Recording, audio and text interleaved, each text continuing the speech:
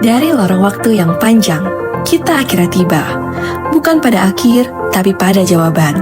Beginilah seharusnya peradaban. Tahun 2050, kota tak lagi hanya tumbuh, tapi bertumbuh bersama alam. Kendaraan melaju, tak terdengar lagi suara bising mesin, tak lagi sesak, tak lagi tergesa. Transportasi umum menjadi ruang aman dan nyaman. Kita hidup di masa ketika makanan tidak dicari, lumbung-lumbung pangan tidak pernah tertutup. Tak ada yang kelaparan, tak ada yang bersisa. Sisa makan jadi kompos, dan semua kembali pada alam tanpa merusak lingkungan. Sungai, laut, dan danau tidak tercemar, karena tak ada racun dari pabrik, tak ada sampah dari tangan kita.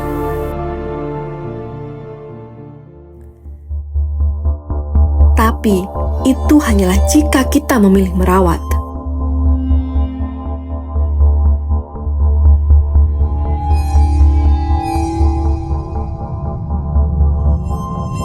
Karena hari ini bukan kisah tentang masa depan yang lestari, melainkan fakta hari ini yang terus kita abaikan.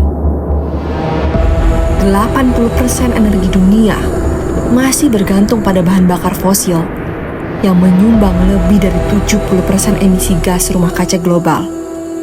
Akibatnya, perubahan iklim semakin parah, dengan dampak langsung berupa gagal panen, krisis air, dan cuaca ekstrim. Lebih dari 700 juta orang di dunia mengalami kelaparan pada tahun 2023, dan jumlah ini terus meningkat karena perubahan iklim. Negara-negara berkembang, petani kecil, dan masyarakat miskin menjadi yang paling terdampak.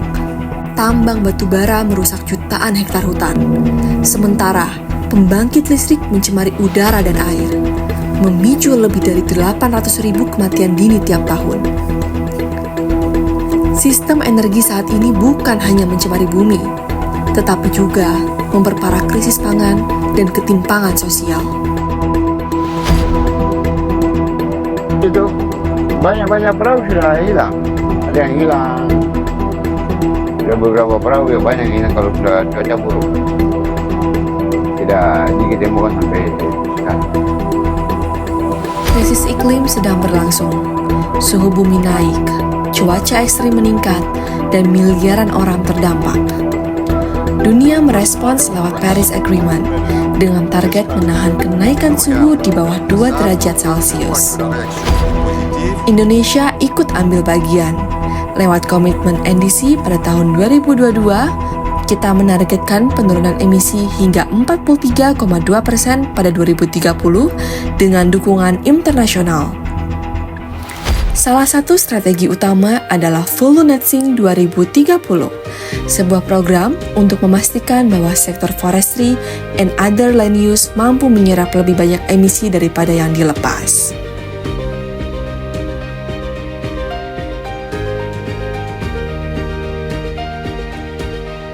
Keberadaan Full Netsing 2030 menjadi sangat strategis karena berdasarkan Enhanced Nationally Determined Contribution atau NDC, porsi kontribusinya terhadap pencapaian target iklim nasional mencapai hampir 60%.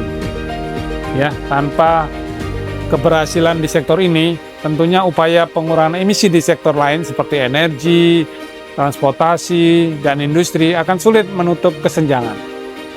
Target yang ditetapkan sangat jelas. Pada tahun 2030, Polu harus mampu menyerap karbon bersih sebesar 140 juta ton CO2 ekuivalen. Di sisi lain, anak muda juga bergerak.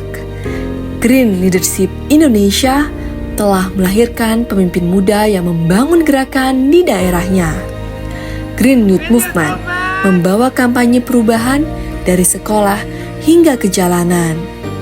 Dan Laboratorium Keadilan Sosial dan Ekologi membuka ruang belajar dan bertindak demi keadilan bagi yang paling terdampak. Institut Hijau Indonesia yakin bahwa perubahan hanya akan mungkin terjadi jika semua pihak, khususnya generasi muda, mau mengambil peran, terus meningkatkan kapasitas, membuka jejaring yang luas, dan memiliki keberanian memimpin perubahan minimal di lingkungannya atau di wilayah masing-masing. Di tengah krisis iklim, kehilangan keanekaragaman hayati dan pencemaran, dan meningkatnya eksploitasi sumber daya alam, serta ketimpangan yang disebabkannya, itu dibutuhkan satu semangat untuk belajar bersama-sama, membuka ruang, membangun jejaring, memperkuat kemampuan berpikir kritis, dan solidaritas. Kekuatan inilah yang akan membawa perubahan yang lebih baik.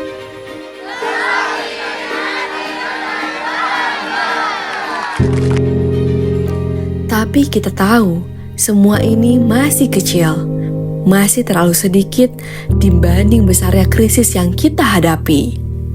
Mereka tak bisa bergerak sendiri, butuh lebih banyak dukungan, perhatian, dan keterlibatan dari semua pihak, termasuk kamu.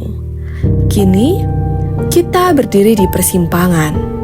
Kita bisa memilih untuk terus mengambil tanpa batas, membakar sumber daya, dan menghancurkan keseimbangan alam, atau kita bisa memilih untuk memperbaiki yang rusak, memelihara yang tersisa, dan menghormati keterhubungan kita dengan alam.